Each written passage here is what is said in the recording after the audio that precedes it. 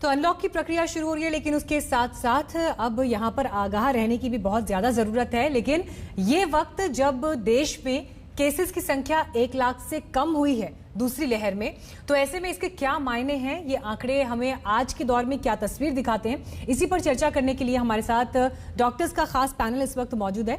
Doctor Rahul Bhargava हमारे साथ जुड़ गए हैं फोर्टिस गुड़गांव से, डॉक्टर स्वाति महेश्वरी हमारे साथ इस वक्त जुड़ गई हैं, डॉक्टर उमा कुमार हमारे साथ जुड़ चुके हैं और doctor Amit Gupta Oxford UK से हमारे साथ इस वक्त जुड़ गए हैं। आप सभी का बहुत बहुत स्वागत है हमारे इस खास कार्यक्रम में। डॉक्टर राहुल भार्गव, शुरुआत में आपके साथ ही करना चाहूंगी। 63 डेज के बाद, 63 दिन के बाद हिंदुस्तान में 1 लाख से कम केसेस सामने आए हैं, 86,498 केसेस। मौत का आंकड़ा भी दूसरी लहर के में जो सबसे तेजी से आंकड़े बढ़ रहे थे उसमें कम दिखाई दिया है। ये आंकड़े क्या कहते हैं, क्या तस्वीर देश के सामने रखते हैं? ये आंकड़े ये बताते हैं कि शायद भी कॉन्फिडेंट हैं कि सेकंड वेव अब नीचे की तरफ आ रही है, और हमने जो सबसे बड़ा जो इसमें योगदान रहा है वो लॉकडाउन का रहा है।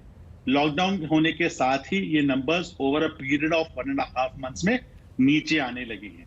बट अब जैसे जैसे अनलॉकडाउन होने लगा है, हमको सतर्कता बरतनी है, हमें कॉशियस रहना है और हमें सतर्क रहते रहते अपने जीवन यापन को आगे बढ़ाना है। उसके लिए सबसे ज्यादा जरूरी है, इस बार जो बॉल है वो सिटीजन्स के कोर्ट में है। रिस्पॉन्सिबिलिटी ऑफ सिटीजन का होना सबसे ज्यादा जरूरी है। जैसे हमने पिछले 2 दिन में देखा, कल से अनलॉकडाउन स्टार्ट हुआ और किस प्रकार से वापस से भीड़ स्टार्ट हो गई। बहुत ज्यादा जहां पे लेबर बाजार थे वहां पे मास्क नहीं पहन रहे। तो इन सब चीजों का हमें ध्यान रखना सबसे ज्यादा आवश्यक है, क्योंकि अभी भी वैक्सीनेशन सिर्फ 15% को एक टीका और 3.5% को दूसरा टीका लगा है। मास्क नहीं हटाना है, आपका चैनल ये बोलता आया है, इसको एम्पलीफाई करना आवश्यक है।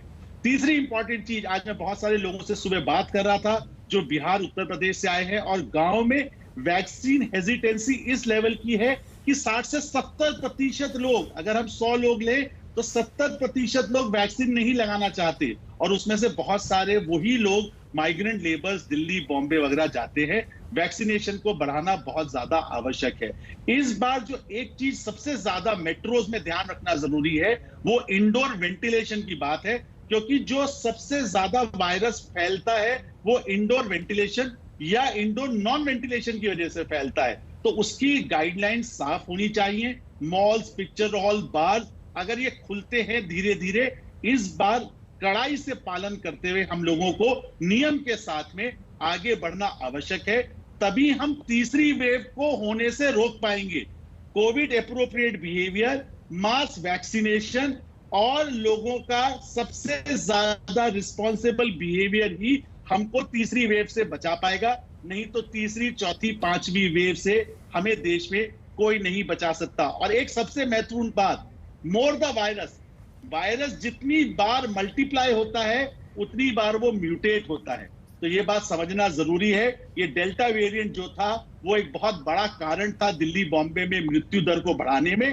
अगर हम वायरस को मल्टीप्लाई होने देंगे, म्यूटेट होगा और वो हमारे आगे चल के तीसरी, चौथी वेव का कारण बनेगा। जी, डॉक्टर उमा कुमार, जिस बात का जिक्र यहाँ पे डॉक्टर राहुल कर रहे हैं, उन्होंने तो पूरी तस्वीर सामने रख दी कि अब आगे क्या खतरे हैं, किन चैलेंजेस के प्रति हमें आगाह रहना है। लेकिन क्या हम ये मान लें कि सेकेंड वेव अब पूरी तरह से खत्म हो गई है, और जब अनलॉक की प्रक्रिया शुरू हुई है, इसके क्या खतरे हैं जिसकी वजह से हमें आगे आने वाले दिनों के लिए तैयार रहना होगा? क्योंकि हम तस्वीरों में तो देख रहे हैं कि मंदिरों में भीड़ उमड़ रही है, सड़कों पर ट्रैफिक जिस तरह से दिखाई दे रहा है। क्या हमने सबक लिया है?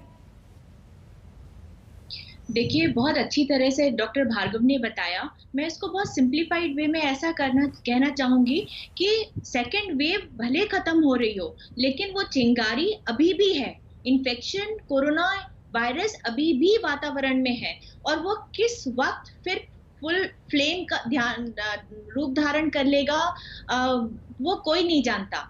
तो इसलिए आप बिल्कुल ठीक कह रहे हैं कि जैसे ही अनलॉकडाउन हुआ है, वैसे ही लोग जो है पूरी भीड़, एज इफ कि कल का उन्हें वक्त नहीं मिलेगा एंजॉय करने का और सेलिब्रेट करने का। यहाँ पर कुछ बातें बहुत ध्यान देने की है कि जो वर्कर्स हैं, जो एम्प्लॉयज हैं, वो तो ऑफिस जाएंगे, जिनको काम करना है, जो डेली वेजेस पे काम करते हैं उनको जाना है, लेकिन इसके अलावा जो बाकी की पॉपुलेशन है वो सिर्फ थोड़ा सा मस्ती करने के लिए मॉल में जाना, मूवी हॉल्स में जाना या और बाकी जगहों पे जाना है, उसको वो कंट्रोल कर सकती है। और एक बहुत बड़ा तबका जो पढ़े लिखे लोगों का ग्रुप है, उनको इस बात पे बहुत ध्यान देना होगा। हम हर